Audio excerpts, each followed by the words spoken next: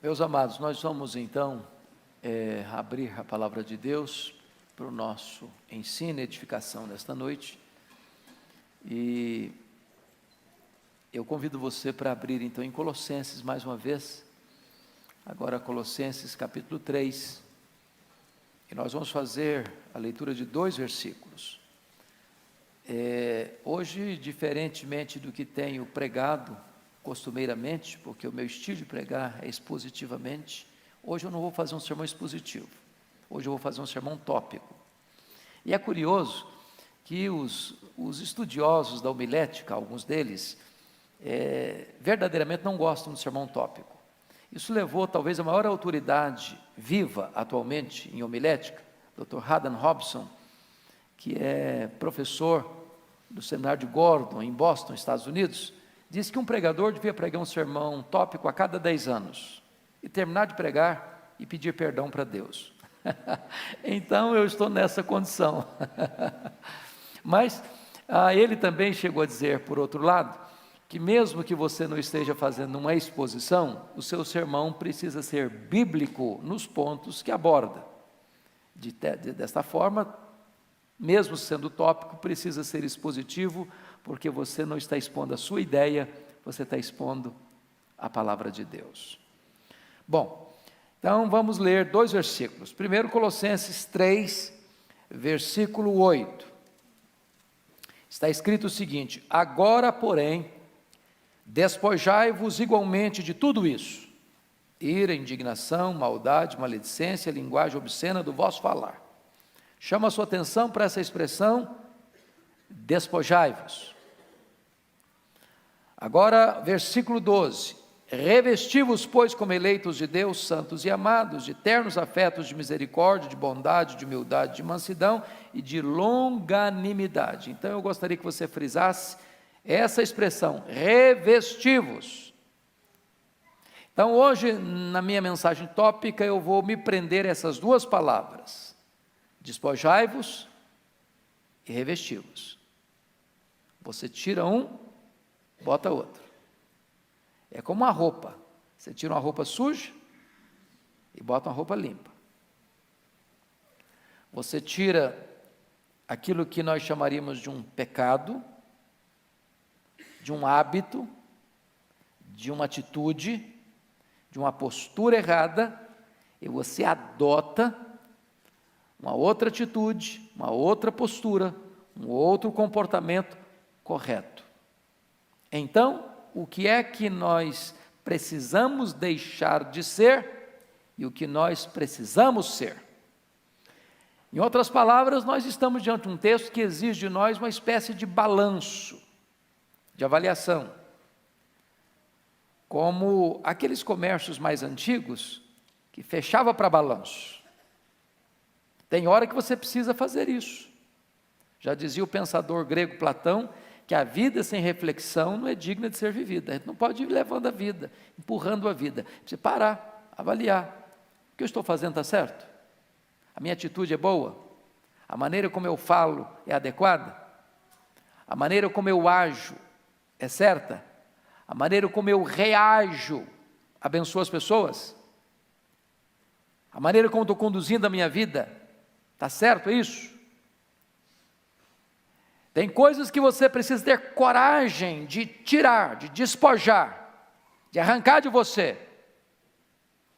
E tem outras coisas que você precisa incorporar na sua vida, adotar na sua vida, acrescentar à sua agenda. Então, a vida cristã é constantemente uma ação de despojar e de revestir, de despojar, de revestir, de despojar e de revestir. A pergunta hoje é essa: o que é que eu devo tirar da minha vida? A outra questão é: o que é que eu devo acrescentar à minha vida?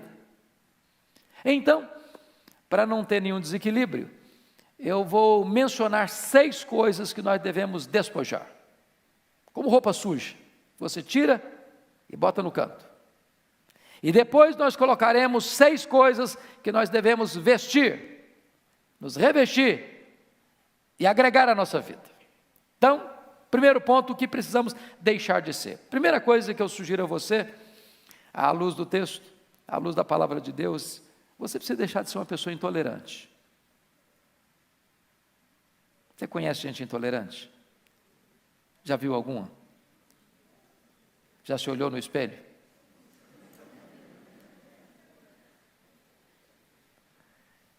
Tem hora que você é intolerante, não, fala a verdade. Tem hora que é muito difícil conviver com você, não é não? Tem hora que parece que você chupou limão desde o primeiro momento do dia. E às vezes você é intolerante dentro da sua casa. Polido com os de fora, amável com as pessoas de fora, mas em casa, duro no trato, rude nas palavras, semblante fechado. A Bíblia fala de um homem chamado Nabal.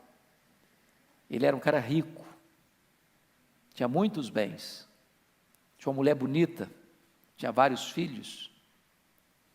Mas a Bíblia diz que ele era duro no trato e ninguém podia falar com ele. Abria a boca, criava dificuldade. Há pessoas que são assim, elas criam dificuldade onde chegam. Abrem a boca, em vez de resolver problema, criam mais problema. Então eu quero dar um conselho para você, deixa de ser cri-cri.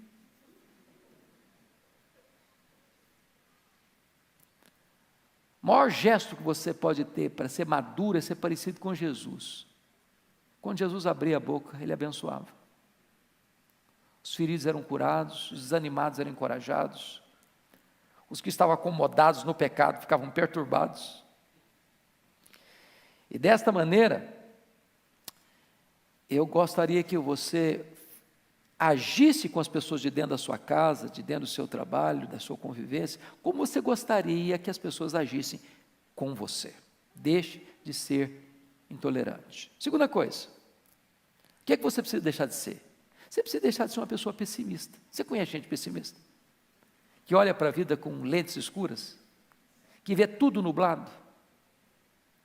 Se você encontrar com ela 10 vezes no dia, depois que falar bom dia, fala, está doendo, estou sentindo mal.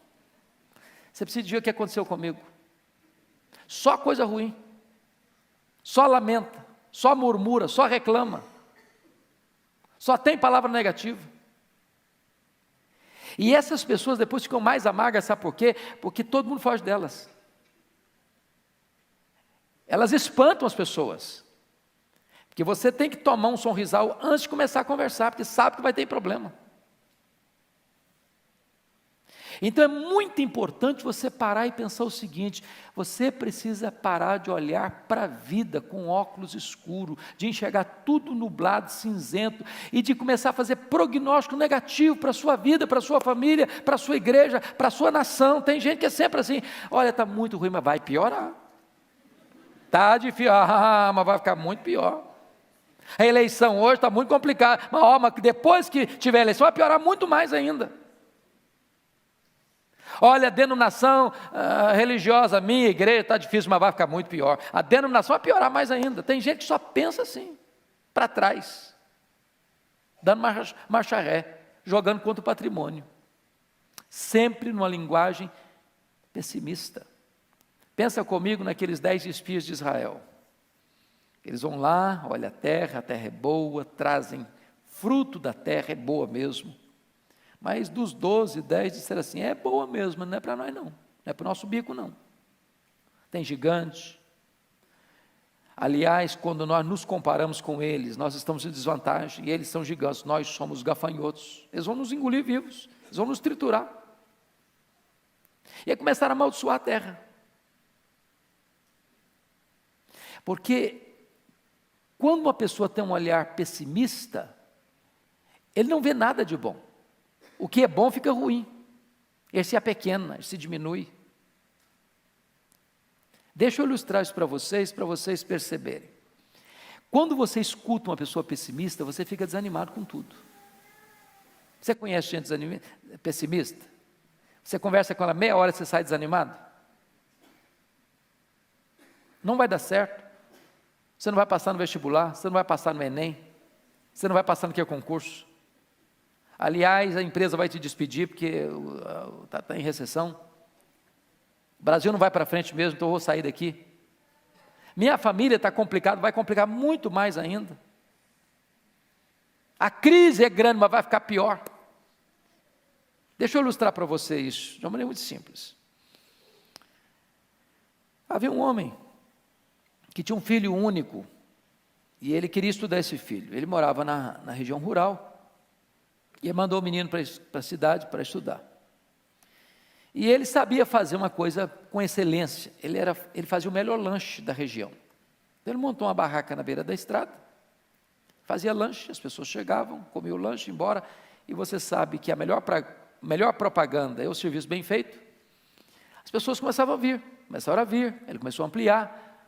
Daqui a pouquinho ele resolveu investir, montou a mini mercearia. Daqui a pouquinho começou a melhorar, a crescer um pouco mais. E ele estava muito animado. Um dia mandou uma cartinha para o filho dele. Falou: filho, eu estou tão animado, estou fazendo novos investimentos, a minha vida está indo para frente, estou tão feliz, etc e tal. Aí o menino mandou uma cartinha para ele: papai, o senhor não escuta rádio não? O senhor não vê televisão não? O senhor não está sabendo que a economia está abalada, que o país está em recessão, que é arriscado investir, que isso é muito perigoso? Aí o pai pensou: meu filho estuda na cidade, deve ser gente sabida, deve ser perigoso então, eu vou parar de investir. Parou de investir. Sabe o que aconteceu? Os clientes não chegaram mais. Aí o trabalho dele foi diminuindo. Aí a mercearia fechou. Aí ele mandou uma cartinha para o filho: filho, você tinha razão, a crise é muito grande mesmo. Quando você escuta os pessimistas, tudo fica muito complicado mesmo. Deixa de ser pessimista.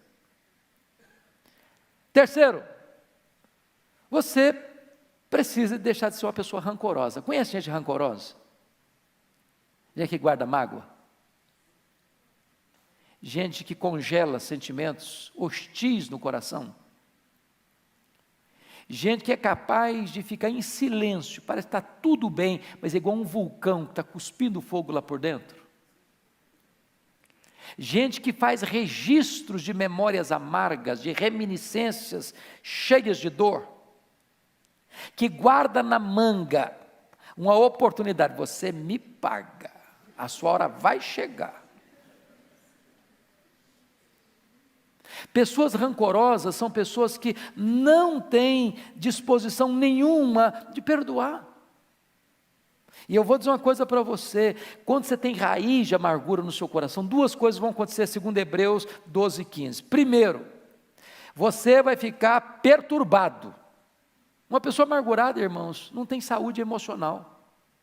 Uma pessoa amargurada não tem saúde espiritual. Uma pessoa que tem mágoa no coração, ela não consegue orar. Ela pode orar, mas não tem vitória na oração. A Bíblia diz isso. Se você, ao orar, você lembrar que você tem alguma coisa contra alguém, você tem que perdoar primeiro para depois orar.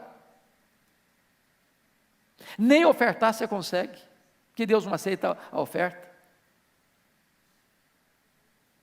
Quando você não perdoa, você adoece. Porque a mágoa, ela é muito curiosa. Você pensa que você está machucando a outra pessoa, você está machucando a você mesmo. Você está laborando contra você mesmo. Você está destruindo a você mesmo. Você está bebendo um copo de veneno pensando que o outro é quem vai morrer. Então a pessoa rancorosa, ela não vive uma vida plena, uma vida abundante. E a segunda coisa, para quem fica amargurado, é que ela contamina as pessoas. Ela azeda o ambiente. Ela fermenta a convivência dela. Eu não sei se você tem alguma pendência de relacionamento. Dentro de casa, no trabalho, na escola, com parentes, com vizinhos. Porque nós não vivemos blindados, não é verdade? Nós decepcionamos as pessoas nos decepcionam. E a única maneira de você viver uma vida cristã saudável, uma vida familiar saudável, uma convivência saudável, é você zerando a conta, é você perdoando, é você colocando aquilo que foi feito contra você, impensadamente ou planejadamente, seja um delito culposo ou seja um delito doloso, É perdoando. O perdão liberta, o perdão cura, o perdão asepsia na sua alma, é uma faxina na sua mente, é uma alforria no seu coração. Quando você perdoa, Deus limpa o seu coração e a sua vida fica leve. Então deixe de ser uma pessoa rancorosa. Quarto lugar, o que é que eu preciso deixar de ser? Eu preciso deixar de ser uma pessoa hipersensível. Você conhece gente hipersensível? Assim, bem melindroso mesmo, igual cristal. Gente que você precisa pisar em ovos para conversar. Você precisa medir com muita precisão suas palavras, porque a pessoa se melindra por qualquer coisa. Deixa eu dizer uma coisa para você, hipersensibilidade tem outro nome, chama-se orgulho. Orgulho. Tem crente hipersensível. Tem crente que qualquer coisinha diz, eu vou sair da igreja. Também não ponho os pés mais lá. Também não faço mais nada na igreja, porque eu fui fazer alguma coisa e me criticaram. E quem disse para você que ao fazer as coisas boas você não vai ser criticado? E quem disse para você que por estar fazendo as coisas certas você não vai ter oposição? E quem disse para você, pelo fato de você estar vivendo uma vida de santidade, você não vai enfrentar resistência?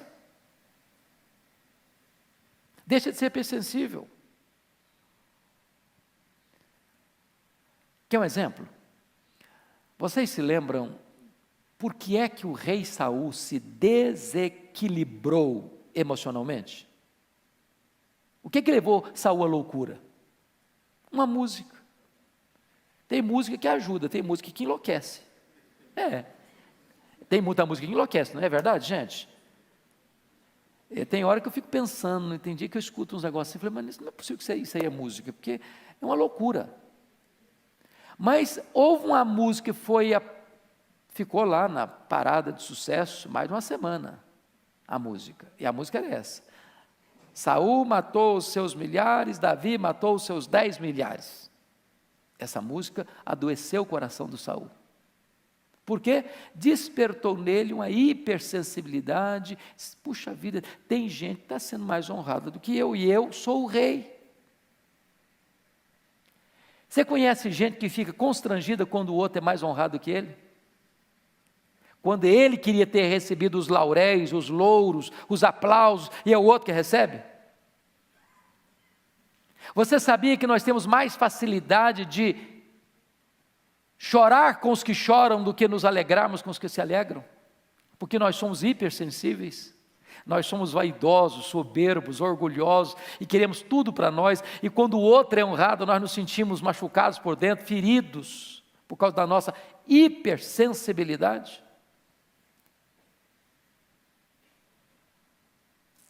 Talvez você possa parar de pensar, ninguém lembra de mim, ninguém gosta de mim, ninguém se importa comigo, e começar a pensar no valor que Deus dá para você.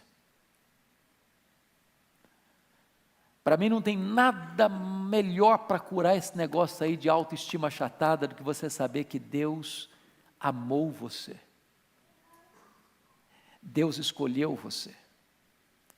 Deus enviou o seu Filho para morrer no seu lugar.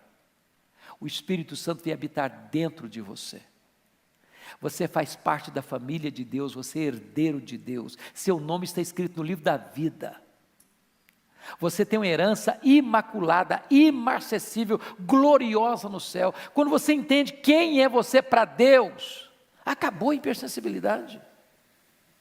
Na igreja não tem concorrência, na família não tem concorrência, nós não estamos concorrendo uns com os outros, nós somos parceiros.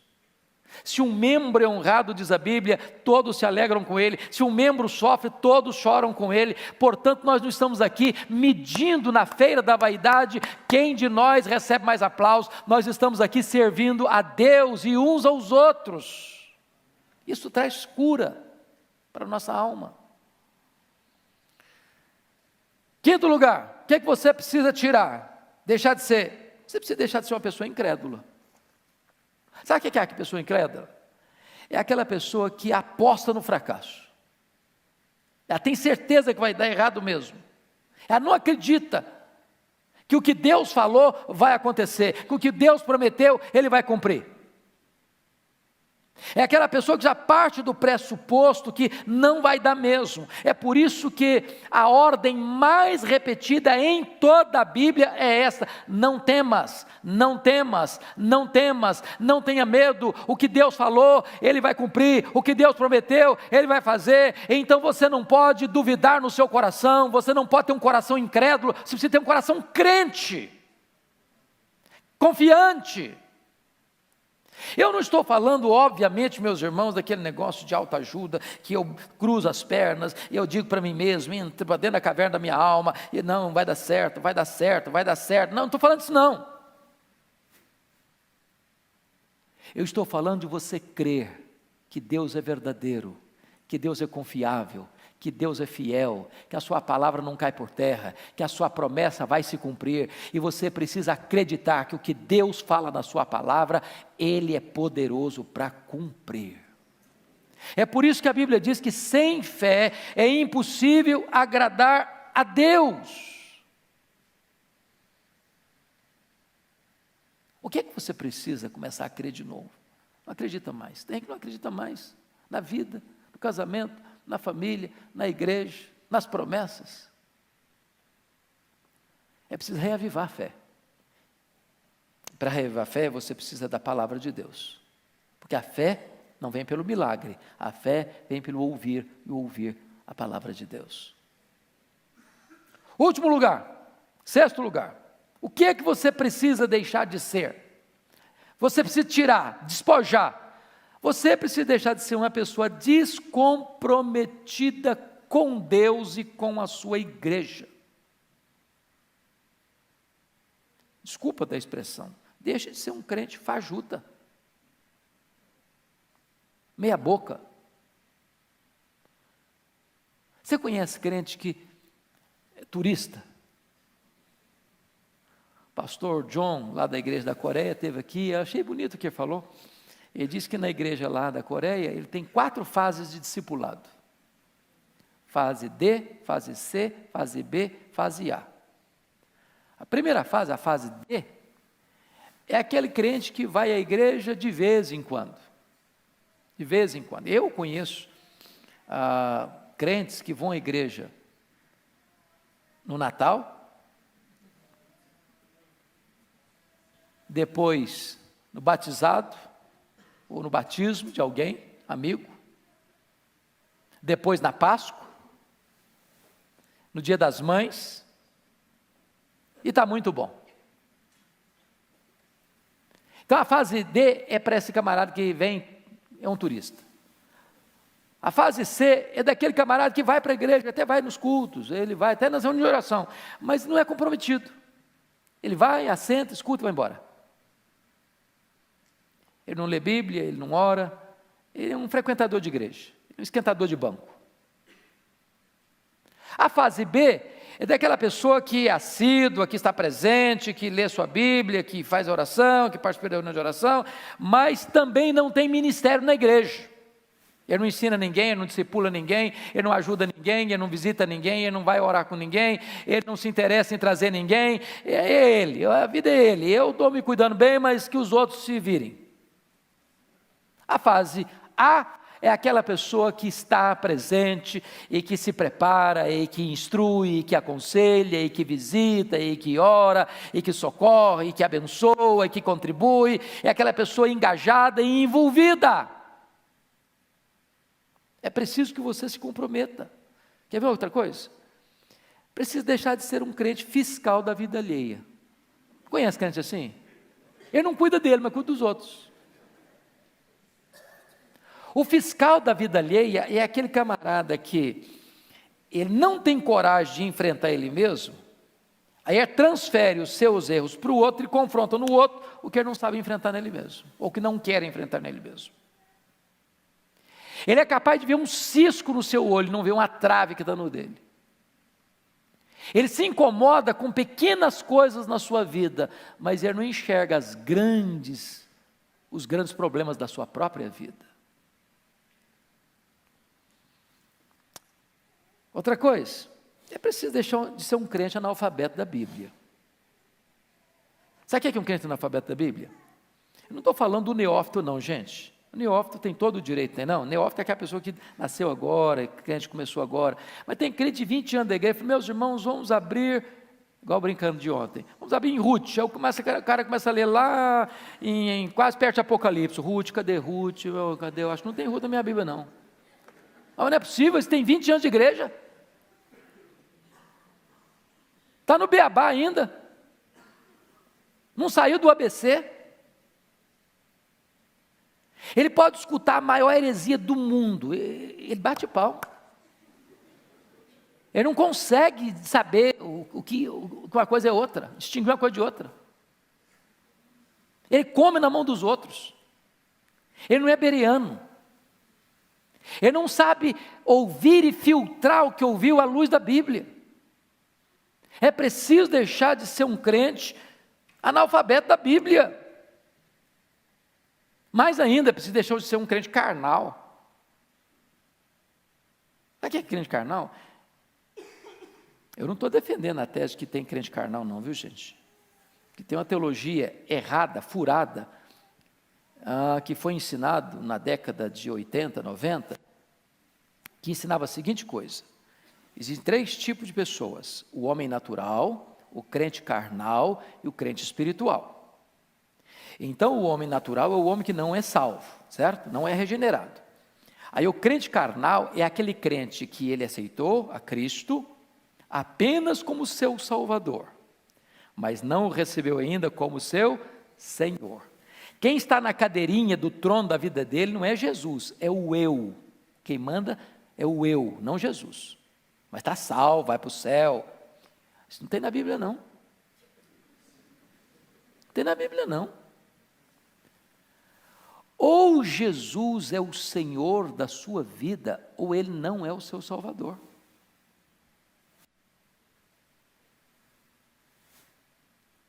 Não tem desse negócio de crente meia boca, crente mundano.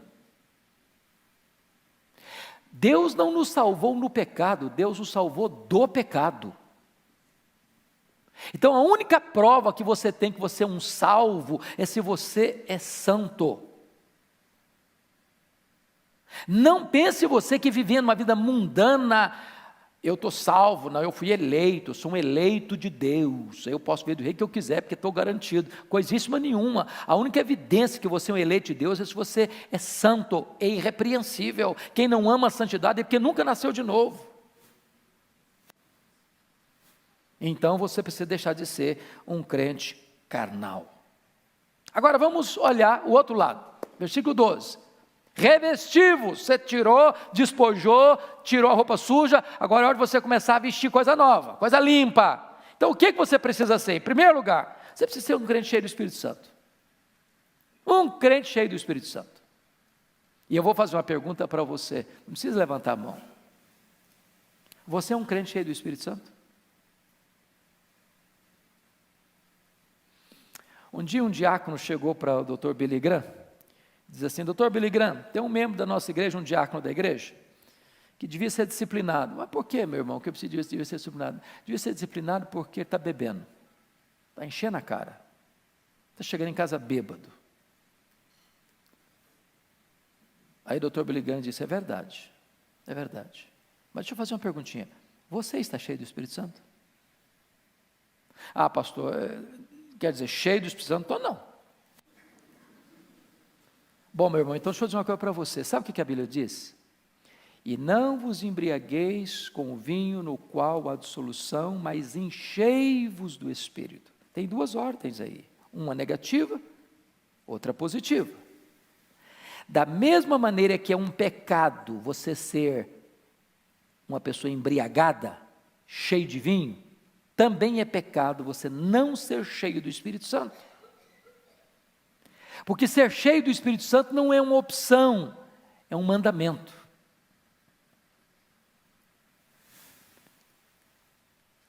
Portanto, não ser cheio do Espírito Santo é pecado. É uma ordem. Tem crente que, ó, Senhor, eu quero ser cheio do Espírito, me enche do Espírito Santo, me enche do Espírito Santo, me enche do Espírito Santo. Deus diz, mas seja cheio, eu já estou mandando você ser cheio há muito tempo. Então, se eu e você não estamos cheios do Espírito Santo, não é por culpa de Deus, não, porque já nos mandou, enchei-vos. O problema é que tem uma lei da física que diz assim, que 2 corpos não ocupam o mesmo lugar ao mesmo tempo. Para você ser cheio, o que tem que acontecer? Você tem que esvaziar. De repente você está querendo ser cheio, mas está entupido de outras coisas. É preciso ser cheio do Espírito Santo. Como é que eu sei que eu sou uma pessoa cheia do Espírito Santo? A Bíblia diz. Revela-se na língua. Você adora a Deus. Você tem comunhão com seu irmão. Você é grato. Você é humilde para servir. Você trata bem, se é casado, seu marido, sua mulher, seus filhos, seus pais, seu patrão, seus empregados. Ah, pastor, eu sou um homem cheio do Espírito Santo, mas eu quebro o pau com as pessoas. E aí? Você é cheio do Espírito Santo quando seus relacionamentos demonstram isso com Deus e com o seu próximo. Cheios do Espírito Santo. Então nós precisamos ser cheios do Espírito Santo. Você está cheio? Segunda coisa que nós devemos ser: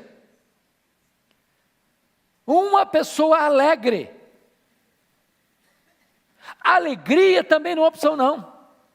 A Bíblia diz assim: alegrai-vos sempre no Senhor. Outra vez digo, alegrai-vos. Agora, pense comigo. Você conhece crente triste? Crente cara comprida? Crente ranzinza? Mal-humorado? Cara feia?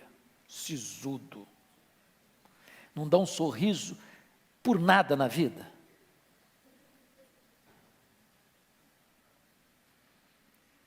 Meus irmãos, a alegria do Senhor é a nossa força, diz a Bíblia. A alegria é marca do crente. Jesus é a nossa alegria, diz o apóstolo. O fruto do Espírito é a alegria. O reino de Deus é a alegria. A ordem de Deus é alegrai-vos. A alegria é uma bênção. Você está num ambiente de alegria, é uma grande bênção.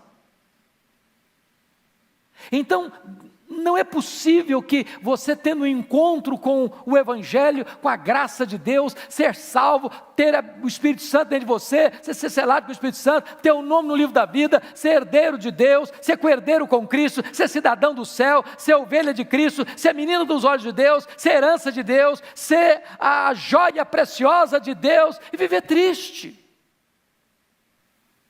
É preciso ser alegre. Alegria não é ausência de coisas ruins, nem presença de coisas boas. A alegria nossa é uma pessoa, a nossa alegria é Jesus. Se você tem Jesus, você é uma pessoa feliz, alegre. Agora preste atenção, existe uma diferença enorme entre ser feliz ou ser alegre e estar feliz e estar alegre. Vocês concordam à luz da Bíblia? Eu vou ilustrar. Pense comigo. Você é pai, você é mãe. Quem é pai e mãe aqui? Levanta a mão. Ok. Filho seu fica doente. Leva para o hospital. A situação é grave. Você vai feliz para o hospital? Vai ou não vai? Não. Você não está feliz. Mas você é feliz. O estar é circunstancial, o ser é essência, é o permanente, é a realidade existencial. Nem sempre você está feliz, mas você é feliz. A pessoa que depende de circunstância, ela está feliz, está lá numa festa, está feliz, volta para casa, bota a cabeça no travesseiro, está desesperado, está um vazio na alma. ela está feliz, mas não é feliz. Você pode não estar feliz na hora do luto, na hora da doença, na hora que você é mandado embora de um emprego, na hora que você planejou uma coisa e saiu outra. Mas isso não altera quem você é. Vocês lembram da experiência do Dr. Spafford, aquele advogado presbiteriano de Chicago, convertido pelo ministério de Dwight Lyman Moody, quando ele sofre um revés financeiro e aquele terrível incêndio que destruiu boa parte da cidade de Chicago na época, ele foi profundamente abalado financeiramente. Depois desse incêndio, ele tinha 5 filhos, um menino e 4 meninas. O menino morre, a dor aumenta, ele planeja uma viagem para a Europa com a família para aliviar o coração, e na véspera da viagem não consegue embarca a esposa e as 4 filhas com a promessa de, na semana seguinte, encontrar-se com elas na Europa, e quando a esposa e as filhas embarcam, o navio naufraga, e as 4 filhas morrem. E a esposa manda um telegrama para ele assim: salva, porém só. E ele toma um navio, pede ao comandante para mostrar para ele o local do acidente, e quando o navio estava sendo surrado pelas ondas, o Deus que inspira canções de louvor nas noites escuras, pôs no coração dele essa música: se paz a mais doce me deres gozar, se dor a mais forte sofrer, ó seja onde for, tu me fazes saber que feliz com Jesus sempre sou. Sou feliz com Jesus, meu Senhor. Quando você tem Jesus, você é feliz. Então seja uma pessoa alegre. Terceiro, o que você precisa ser? Você precisa ser uma pessoa amorosa.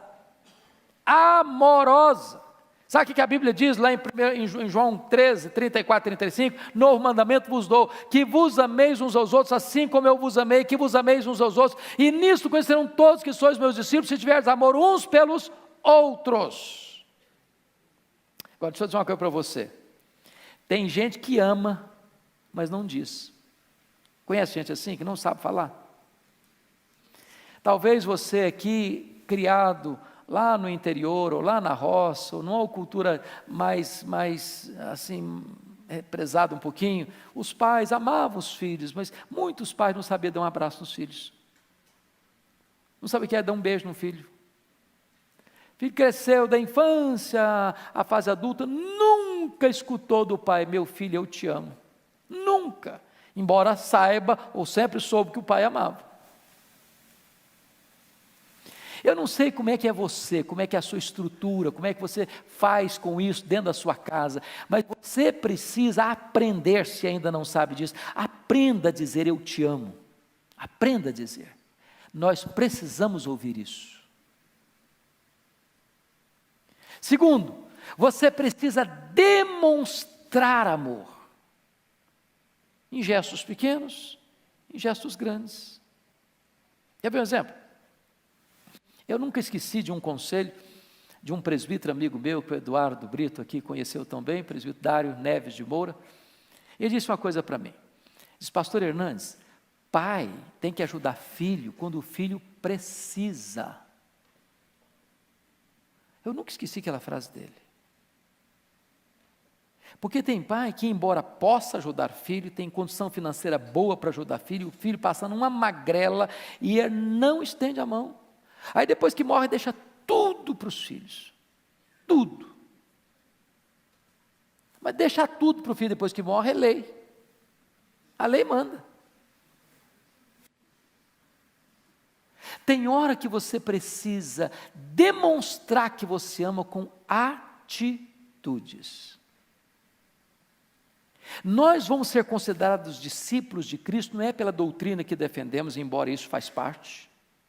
Não é pela placa da igreja que nós frequentamos, isso faz parte. Mas você é conhecido como discípulo quando você ama. Mas que tipo de amor? Como Cristo me amou. Se Cristo me amou e deu sua vida por mim, a prova que eu amo é se eu amo meu irmão e dou minha vida por ele. Nós precisamos amar.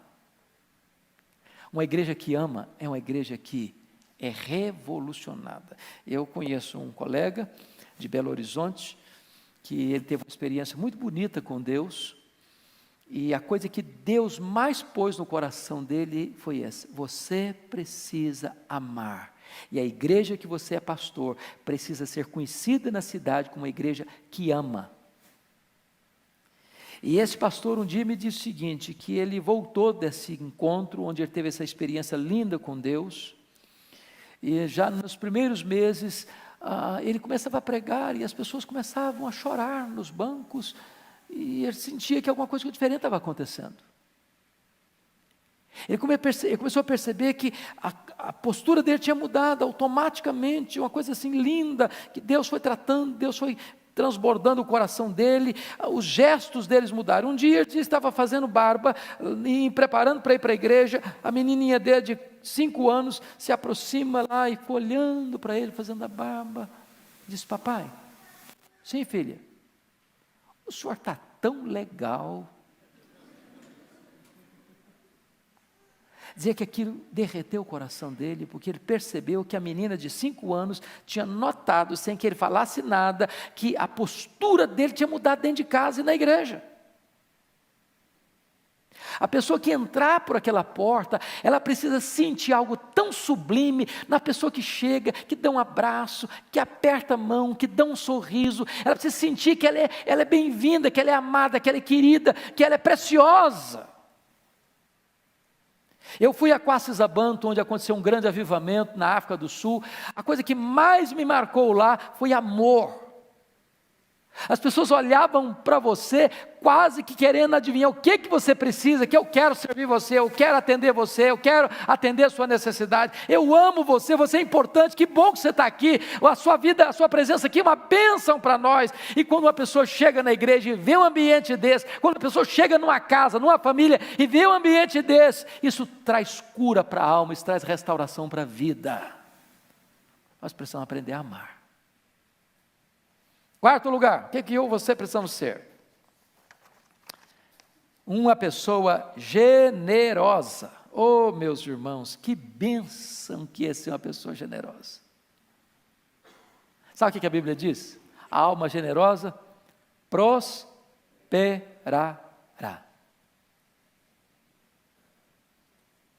Generoso. A Bíblia diz que quando você dá ao pobre, a Deus você empresta. Qual o maior problema que você e eu temos para sermos generosos? A síndrome de dono. Se eu acho que o que está na minha mão é meu, eu quero para mim, para o meu deleite. Quando você entende que tudo é de Deus, e você é mordomo de Deus, e Deus é generoso, você vai ser generoso com o que é de Deus. Você vai administrar o que é de Deus, agindo como Deus agiria, porque tudo é dele. Eu não sei se você tem, e nós precisamos, às vezes, deixa eu lhes dizer isso, às vezes nós ficamos preocupados, porque existem extremos, né? Existe hoje as pessoas que estimulam as pessoas a dar, porque elas é que querem receber. É a teologia da prosperidade. Você dá para a igreja, você vai receber 10 vezes mais. Então, isso que dá para a igreja, dá para o pastor. E o pastor embolsa, e a igreja é uma empresa, e ele é o dono dessa empresa, e aí você tem megas empresários religiosos. E aí a gente quer fugir desse extremo. Mas nós precisamos entender uma coisa, o princípio bíblico é correto, a motivação precisa ser santa. Mas quando você semeia, você colhe.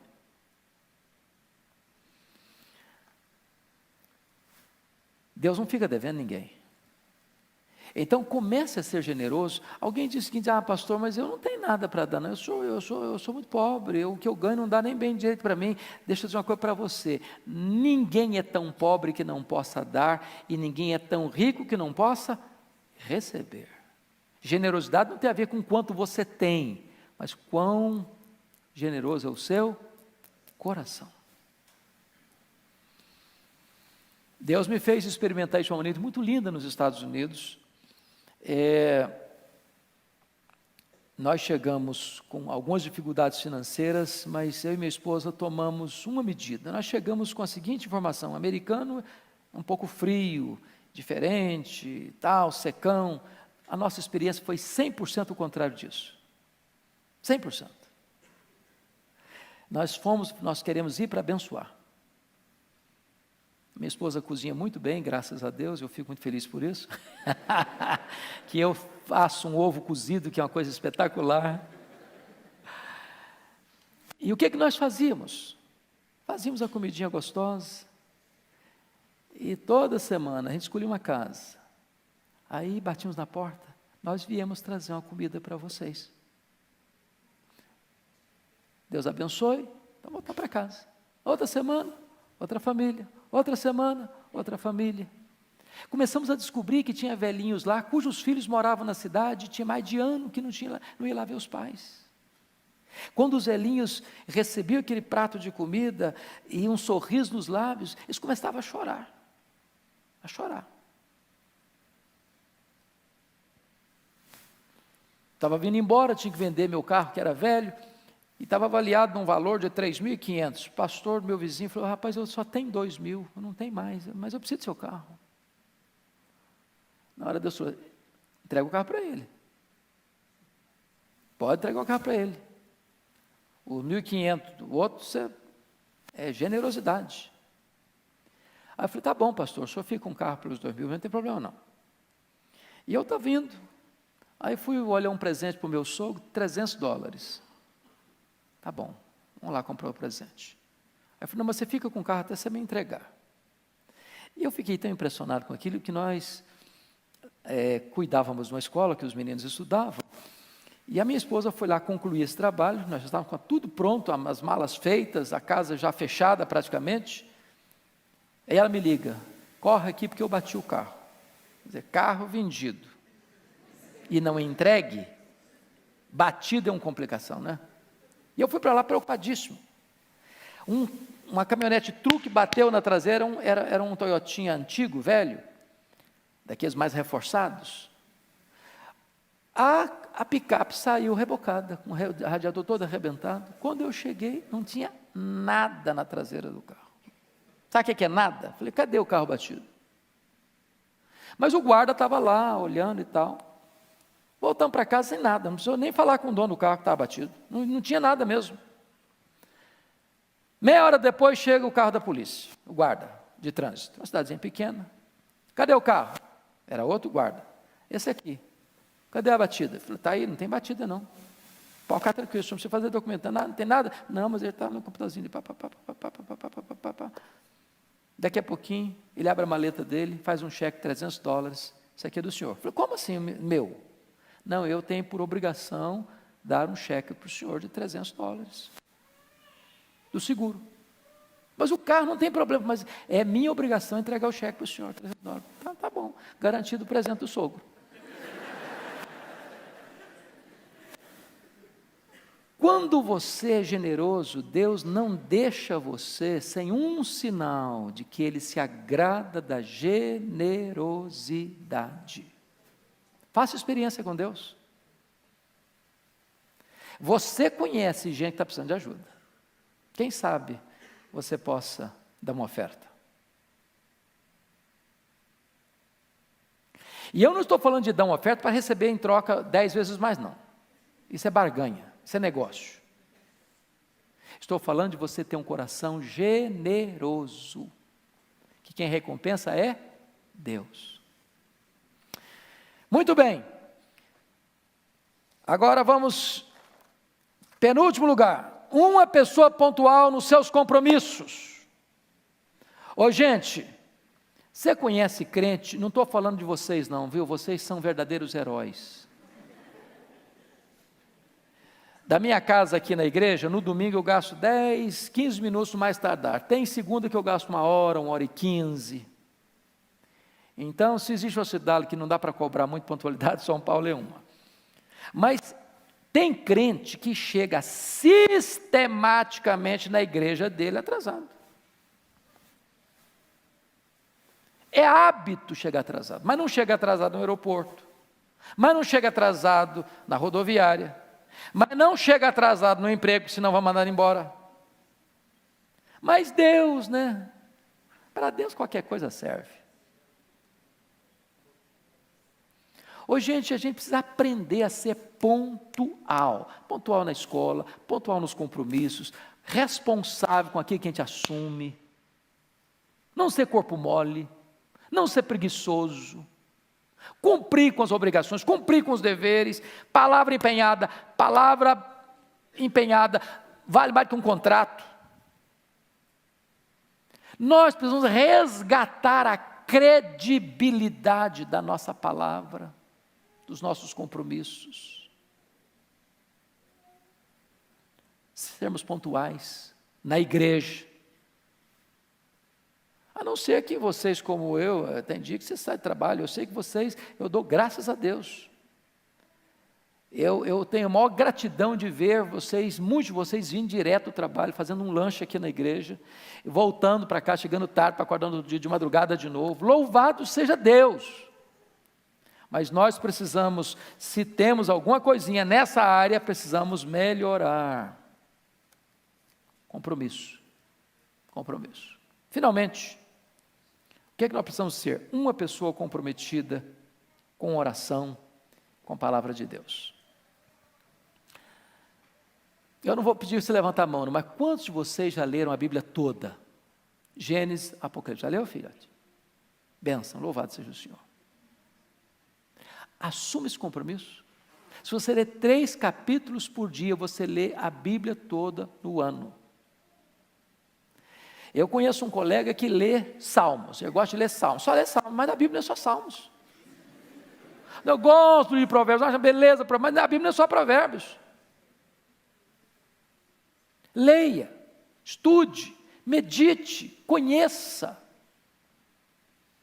Porque nós estamos num mercado religioso com muitas ideias, com muitas teologias, com muitos ismos, com muitas tendências, com muitas vozes estranhas, com muitas trombetas soando com sonido incerto. Se você não conhecer Bíblia, você vai engolir veneno pensando que está comendo pão.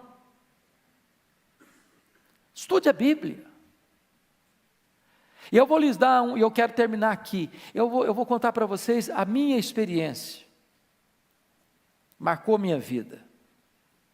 Eu fiz seminário em 78, 81, e eu era um aluno razoavelmente responsável, bastante responsável com os meus estudos, até porque eu era muito ruim de bola. Então meus colegas jogavam bola, eu era a reserva dos pernetas, chegava lá, ninguém me escolhia para jogar, e quando eu era o último escolhido e ficava no time mais fraco, já levava uma goleada com 10 minutos, eu ia embora. Falei, agora meu jeito é estudar mesmo, não adianta, não tem futuro como esportista. Fui meu primeiro aluno nos 3 anos consecutivos, mas eu achava que a minha vida estava ótima. Até o dia que no 4º ano, começo do 4º ano, eu vou pregar numa igreja, e uma abençoada de uma moça se aproxima de mim e me faz uma pergunta que não devia ter feito, aliás, devia sim. E aí, jovem, como é que está a sua vida com Deus? Sua vida de oração?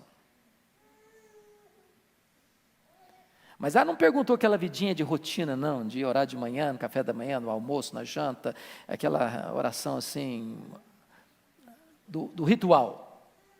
Ela foi mais fundo na coisa.